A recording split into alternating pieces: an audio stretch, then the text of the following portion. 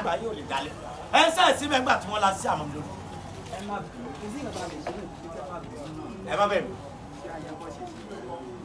àṣẹ gbọ́ ṣé eléyìí ló pèrè ní king of boys olùsí tóun aṣọ Liverpool àwẹ̀ òkè ẹ máa wo orí bí watermelon ṣé o síbẹ̀ ṣé ó yẹ kí wọ́n jẹ tó bá yẹ bẹ́ẹ̀ tí ẹ wà sọ pé ẹ pé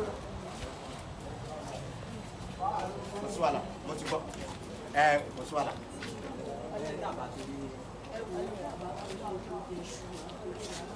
Lówó lọ́wọ́ ni ọ̀dẹ̀ ni yín tí rí tí àwọn èèyàn máa ń dín ẹyin sí sùn ẹ yóò lọ bàrà máa bò epo gan sórí ìsù láì jẹ́ pé èèyàn fẹ́ gbẹ́ bọ̀. wọ́n ti bẹ̀bẹ̀ ẹ máa lọ wọ́n máa pè é ṣe.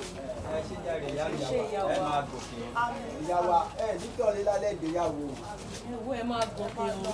ẹ jọ tó lọ lọ ṣé àdúrà náà làwọn eléyìí ṣe eléyìí tó jóbìnrin tó wà nù wọn ó lójú wọn mọ́ràn yẹn wá ní o ìyẹn múra bí àwọn tó fẹ́ wá sí campaign fáwọn tó ń ṣe kọ́mílì láńtà ẹ tún wá wòrú àdúrà ẹ máa gòkè ṣé nẹ́pà ni ṣé ó ti ṣe káfíńtà.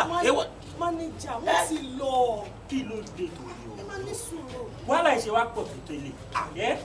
ó sẹ́sẹ́bù ọlọ́run tó fún ọ ní làákàyè láti máa fi kọrin ọlọ́run ló mọ̀ nǹkan tó fi ṣe o kálẹ̀ mi ló lọ gbé ọ̀gá fún ni irú àwọn ilé ìtàn wa yìí first note máa ti gba eré wọn torí máa gba eré lọ́dọ̀ wọn mo mọ̀ kọ́ máa ní group carnival máa báwọn kọrin carnival síbẹ̀ tó bá ti jọ carnival wọn kí wọ́n gbé mp jáde kí wọ́n tan kíní kí wọ́n connect ká máa play carnival láàrin. kí lẹ sọ.